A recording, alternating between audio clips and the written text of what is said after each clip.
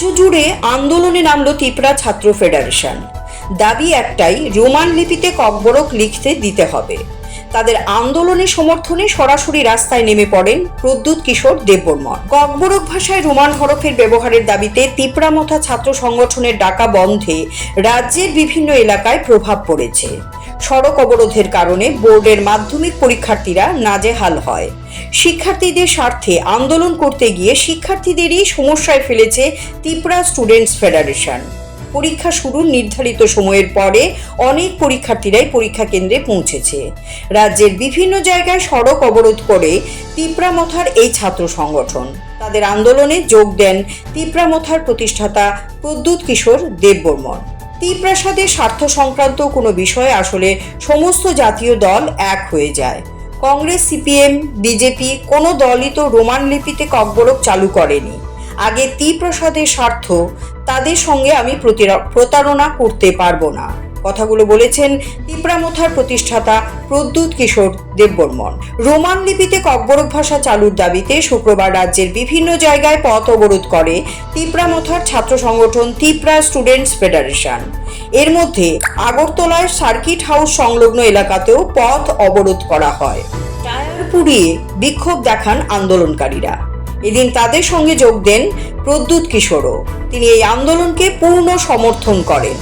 অনেকটা সময় ছিলেন আন্দোলনকারীদের সঙ্গে।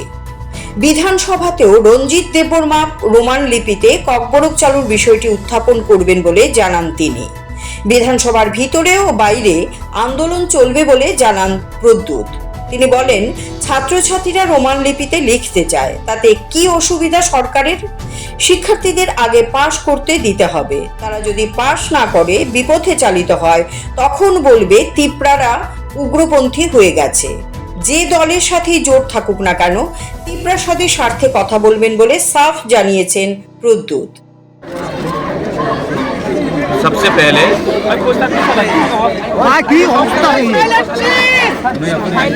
first of all, when it comes to language, no party, no leader can be bigger than the community's interest. As a Tiprasa, we all want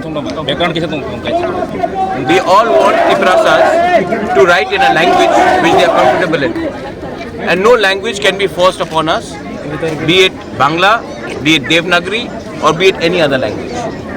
The genuine demands of the student is to appear, to read, to write exams in a language which they are comfortable in.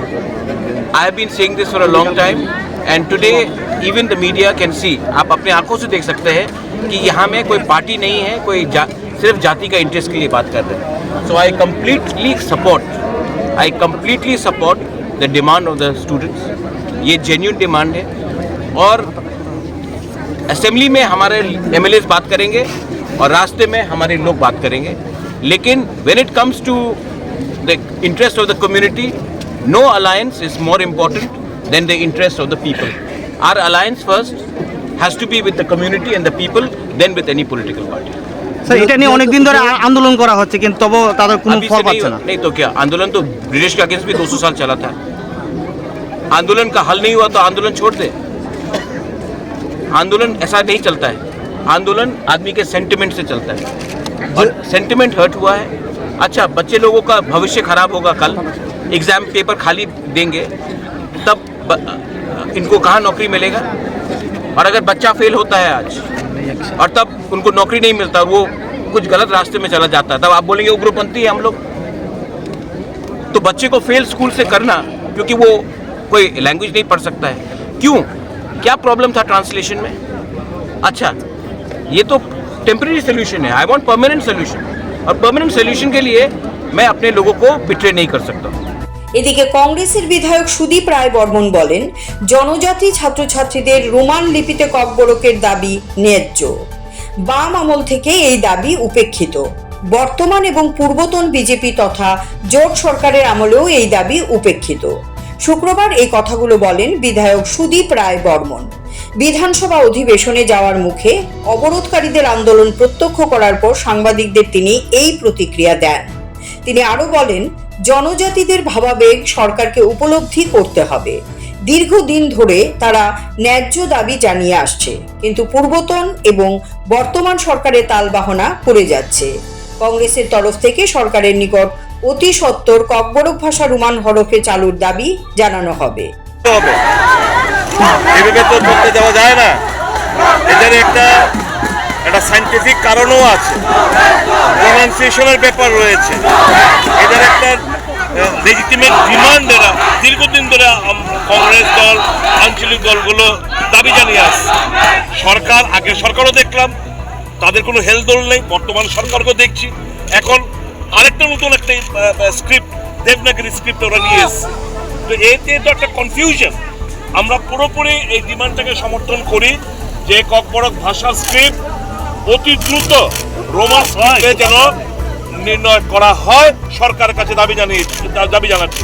এর আগে দুটো ভাষা commission, সমাচরণ Tripura commission, পবিত্র সরকার commission, এখন অতুল দেববর্মার একটা commission, কোনো report কোথায়?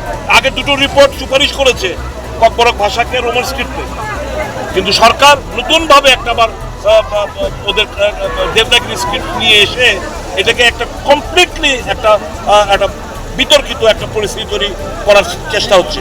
আমরা এই ডিমান্ডটাকে, it is the demand of the Congress party, it is demand of the indigenous people of the state, and we completely support this demand. সব মিলিয়ে বলা যায় এদিন গোটা রাজ্যেই টিএসএফ এর অবরোধ আন্দোলনের প্রভাব পড়েছে। এই ইস্যুতে সরকার এখন কি পদক্ষেপ নেয় সেটাই দেখার বিষয়। Siri TV, channel for news and entertainment.